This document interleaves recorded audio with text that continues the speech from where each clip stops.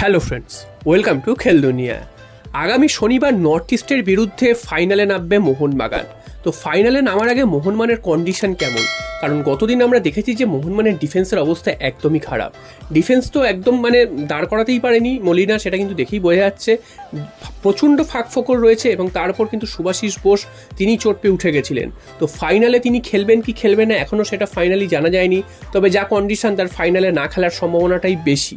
তবে শেষ পর্যন্ত যদি তিনি ঠিক হয়ে যান সেক্ষেত্রে তিনি কিন্তু ফাইনালে খেলবেন।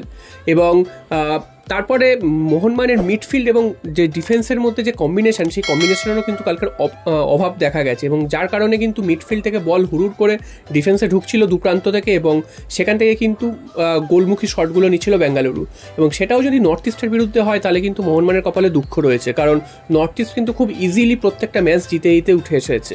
যদিও নর্থ ইস্ট সেরকমভাবে কোনো কঠিন প্রতিপক্ষ পায়নি, তবে নর্থ ইস্টের মধ্যেও কিন্তু একটা আত্মবিশ্বাস তৈরি হয়েছে এবং মোহনবাগান যেভাবে পিছিয়ে থেকে জিতে এসছে সেটাও কিন্তু মোহনবাগানের জন্য একটা আত্মবিশ্বাস যোগাবে। কারণ পরপর দুটো নকআউট ম্যাচ, সেই দুটো নকআউট ম্যাচ কিন্তু মোহনবাগান প্রথমে হারছিল, সেই জায়গা থেকে মোহনবাগান খেলায় ফেরে এবং শেষ পর্যন্ত টাইব্রেকারে তারা কিন্তু জেতে। এবং টাইব্রেকারে বিশাল কায়েত এখন এক নম্বর এবং তিনি যখন গোলের নিচে থাকবেন তখন মোহনবাগানের আর চিন্তা করার কোনো দরকারই নেই এবং সমস্ত প্লেয়াররা কিন্তু এই একটা নিশ্চিন্তে খেলতে পারবেন যে বিশাল কায়েত গোলে রয়েছেন। এছাড়াও কিন্তু মোহনবাগানের আক্রমণ ভাগ কিন্তু খুবই ভালো খেলছে, যদিও আরও একটু কিন্তু গোলে কনভার্ট করতে হবে।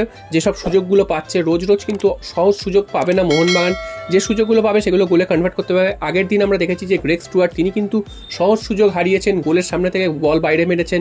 এছাড়া বাকি প্লেয়াররাও কিন্তু বেশ সহজ সুযোগ কয়েকটা নষ্ট করেছেন, না হলে কিন্তু এক্সট্রা টাইম বা টাইব্রেকারে ম্যাচটা যেতই না। তো সেইটাই কিন্তু মোহনবাগানকে নজর রাখতে হবে এবং ফাইনালের টিকিটও কিন্তু ছেড়ে দিয়েছে প্রত্যেকবারের মতন। এবারও কিন্তু ফাইনালের টিকিট নিয়ে কিন্তু ঠিক সংখ্যক যে টিকিট ছাড়া হয়নি সেটা কিন্তু স্পষ্ট এবং একটা সমস্যা রয়ে গেছে। যদিও এবার টিকিট অন্তত কাটা যাচ্ছে, আগেরবার যেমন টিকিট পাওয়াই যায়নি, তো টিকিট এবার পাওয়া যাচ্ছে। তোমরা কিন্তু টিকিট অনলাইনে কাটতে পারো, অফলাইনেরও কিন্তু ডিটেলস দিয়ে দিয়েছে ডুরান্ড কমিটি। কাল থেকে কিন্তু অনলাইনের টিকিট রিডিম করা যাবে এবং অফলাইনের টিকিট কিন্তু পাওয়া যাবে। এবং ম্যাচ ডের দিনও কিন্তু মোহনবাগান ক্লাব থেকে কিন্তু দুটো টিকিটই পাওয়া যাবে। এরপর চলে আসি মোহনবাগানের জেমি ম্যাকলারেন, তিনি কবে মাঠে নামবেন সেটা কিন্তু তিনি নিজেই জানিয়ে দিয়েছেন।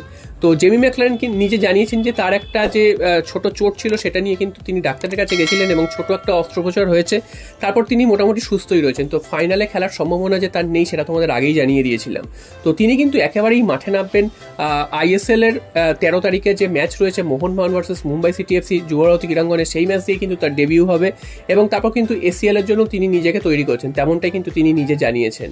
তো সব মিলিয়ে কিন্তু মোহনবাগান জেমি ম্যাকলারেন না থাকলেও মোহনবাগানের যেসব প্লেয়াররা রয়েছে তারাই কিন্তু কাফি এবং একজন বসে গেলে কিন্তু অন্যজন সেই মেকআপটা কিন্তু দিয়ে দিতে পারছে, যেটা আগের দিন আমরা দেখেছি শুভাশিস বোস বসে যাওয়ার পর দীপেন্দুকে নামানো হয়েছিল। দীপেন্দু কিন্তু দুর্দান্ত ফুটবল খেলেছে।